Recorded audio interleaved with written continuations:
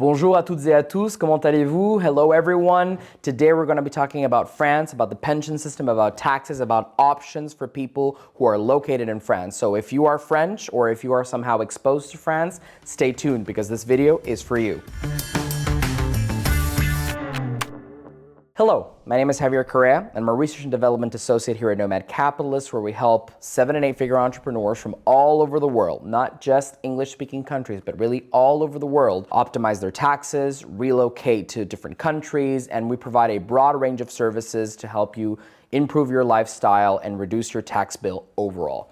So today we're going to talk about France, a country that is very close to my heart, a country that I personally love going to. I love going to Paris, I love visiting, but a country I would seriously doubt I will ever become a tax resident of. And the reason is, well, France's taxes are a bit crazy. And so if you take a look at what's going on in France, the situation is a bit difficult from a political perspective. You had elections not that long ago where no political faction really obtained a clear majority in parliament. For a long time, we thought that Rassemblement National, Marine Le Pen's new party, was going to potentially get a sizable majority, and we were going to see Jordan Bardella as Prime Minister of France, but that did not happen. On the other side, we did get Le Nouveau Front Populaire with Jean-Luc Mélenchon, for example, obtain I would say, a relative majority, but not an absolute majority in the French National Assembly, which has led to many people being a bit disappointed by the fact that, they did receive more votes, but at the end of the day, that didn't translate to a clear majority in the French National Assembly. For those of you who need a bit of context, so France has a parliament that is bicameral, so similar to the US, where you have the US House of Representatives and the Senate. France has the National Assembly, and it also has the Senate, and it has a semi-presidentialist system of government where you have Emmanuel Macron as head of state, as president, and then you have a prime minister. The prime minister is the head of government, and so in France, these roles are divided. So the prime minister leads the government, the president basically leads the overall nation, head of state, etc. So what is the situation as of now? The situation as of now is that a prime minister was appointed by President Macron. I believe the prime minister was the shortest serving prime minister, at least in recent history. The government was unfortunately, I would say, ousted. There was a motion of no confidence, or like we call in French, une motion de censure, by the deputies of the French National Assembly. In fact, if I'm not mistaken, the deputies of the far right and the far left actually joined for once and voted to basically proceed with a motion of no confidence in the government. Now, does this mean that France is going to collapse tomorrow? No. It's similar to what happened with the government shutdown in the US. So essentially, anything that has to do with essential services will continue to function to a great extent, but obviously it does make many French citizens a bit uncomfortable that there is no fully functioning government in France at the moment. And so why does this happen? You have two very different political views that are gaining traction in France, the far left and the far right. Unfortunately, you do have France moving in the direction more of state interventionism, higher taxes. You do have, some proposals that might be similar to some kind of citizenship-based taxation, particularly coming in from the left. I do want to point out that I want to calm everybody down. In the case of France, it would be very difficult to introduce this kind of system, mainly because we're talking about a country that has signed multiple tax treaties that do not include savings clauses. So if you've seen some of my other videos, you may know that I always reference the fact that the United States has included savings clauses in all of its treaties, which prevent U.S. citizens from essentially taking benefit of these treaties, claiming protections under treaty clauses to avoid citizenship-based taxation, but this is not the case for France. France has an ample network of tax treaties, and if there are any lawyers out there, you'll know that international treaties, when it comes to tax law, take precedent over national laws, meaning that France can pass all the laws it wants, but if the treaties are still in place, the treaties have to be respected. Now, can the treaties be renegotiated? Yes, potentially yes, but you will need a lot of political will, and you would need to meet with all of the foreign heads of state and renegotiate the terms of the treaties. It'll be quite complicated to achieve that. And France, as of now, has tax treaties with many friendly countries, which include places like Singapore, places like Panama, places like the United Arab Emirates. You'll still be able to go to Switzerland and enjoy the benefits of the lump sum tax regime there, or even just become a regular tax resident of Switzerland and enjoy some of the great benefits, like no taxes on capital gains, like no taxes on income earned through foreign permanent establishments, no taxes on foreign rental income. So is this going to be doom for the French moving forward? I don't think so. We'll keep a close eye on that. In addition to that, if you look at the recent proposals, you did have basically like a debate on a draft legislation at one point that basically specified that this would apply to French citizens who have been resident of France for at least the previous 10 years. So if you're getting French citizenship by descent, it will not apply to you. And if you've been a resident of France just for a few years, it will not apply to you. So overall, I think that French citizens will still have many options, even if France becomes more aggressive, which by all means is not a good thing. I don't think this is moving in the right direction, but I do think French citizens will always have more options available to them than, let's say, compared to the US. It is important to note that the social climate in France is complicated, to say the least. France has always been somewhat of a left-leaning country, I guess a bit more interventionist when it comes to their view of the state. You talk to the average French person, they feel very comfortable with the state intervening in many aspects of their life. In addition to that, unlike places like the US, where, for example, healthcare or pension plans are very much influenced by the private sector, and you have a lot of freedom in terms of how you invest or how you do certain things. For example, in the US, through an IRA or a 401k. In the US, private health insurance is the norm.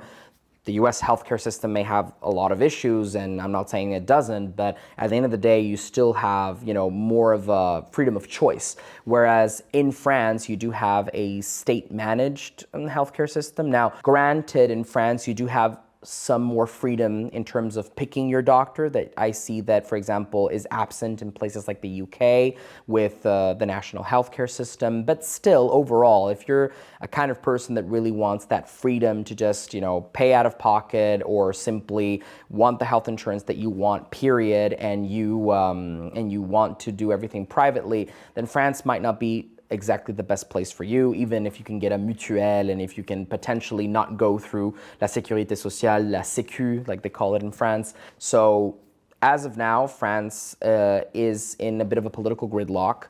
You do have a middle class and a lower class that are more unhappy, and you do see France, again, moving into, in many ways, the wrong direction when it comes to overtaxing, to being unfriendly from a business perspective. And you might want options. And the lucky thing for French people around the world is that those options, in most cases, I firmly believe, will not involve renouncing French citizenship. Now, does that mean that you should be comfortable just having a French passport? No, I would encourage every French citizen to look at potentially having multiple passports. If you can get another European passport, that is great. If you can get citizenship by investment, that's also a great option, whereby, maybe you want to travel to certain places and you don't want to be French. I know certain people who do business in Africa, maybe more of a politically neutral passport might be more beneficial. And so when you start summing up all of these things, you see that it is always good to have options. It is always good to diversify.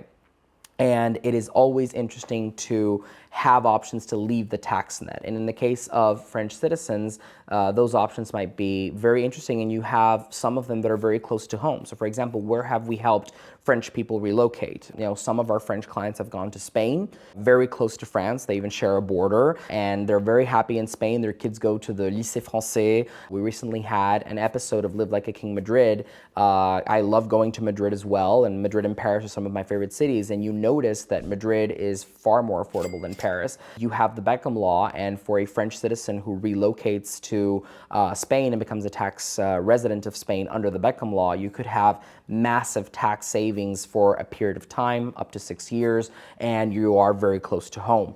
In addition to that, I mentioned it a bit earlier, Switzerland. You have the lump sum tax option. There are French-speaking cantons in Switzerland. You can go to Canton Genève and potentially relocate there and save massively on tax, especially if you're a very high earner. Also, if you do trading, for example, Switzerland does not have capital gains tax for the massive majority of individuals unless they qualify as professional traders. So if you're a French citizen and you're looking again for that close to home feeling and you want to go to a French speaking country, then obviously Switzerland is a great option. Again, sharing a border with France, close to home, same time zone, but still can come up with massive tax savings. We also have a few French clients that have gone to Italy.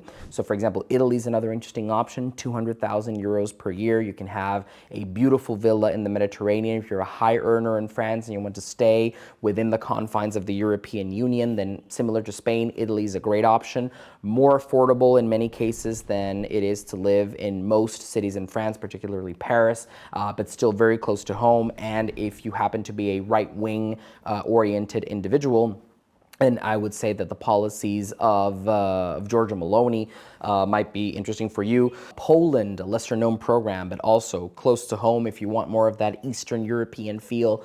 Poland is interesting. You have a lump sum tax option there, around $75,000. You also have an option in Greece if you're looking more, again, for that Eastern Mediterranean type of vibe.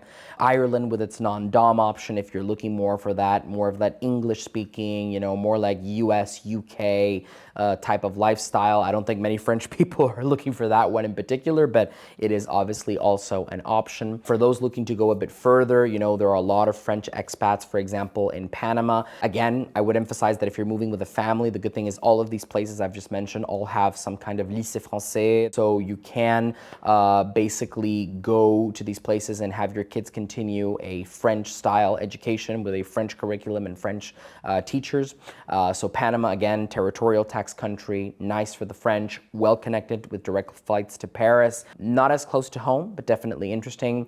You've got Costa Rica, you've got Uruguay for those looking for more of a European type feel within Latin America. I guess Uruguay, Montevideo, that could work. 11-year tax holiday when you become a tax resident. None of your foreign income is taxed. So that could be interesting. For those looking for something maybe closer to the US, you've got, you know, Cayman Islands, Bahamas. I mean, as of now, you can still do that as a French citizen.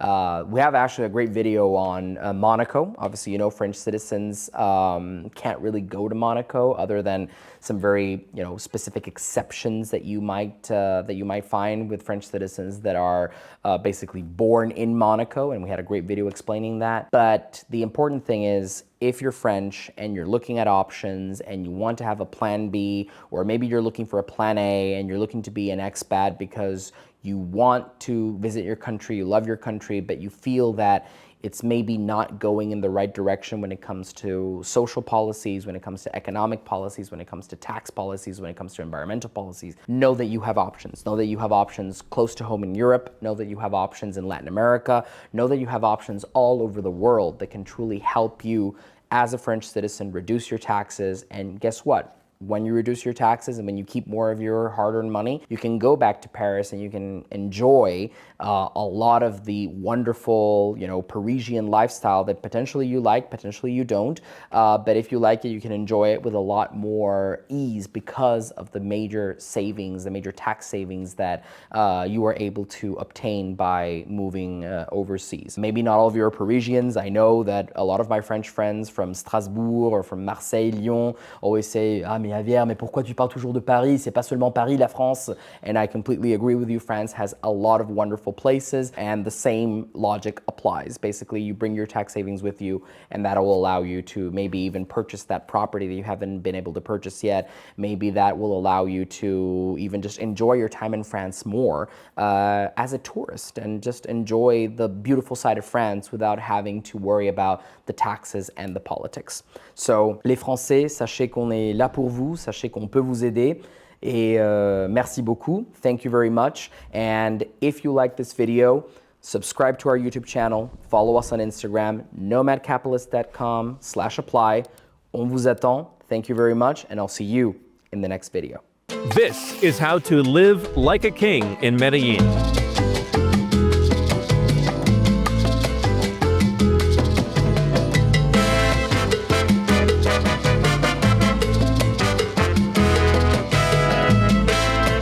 This is Medellin like you've never seen it before.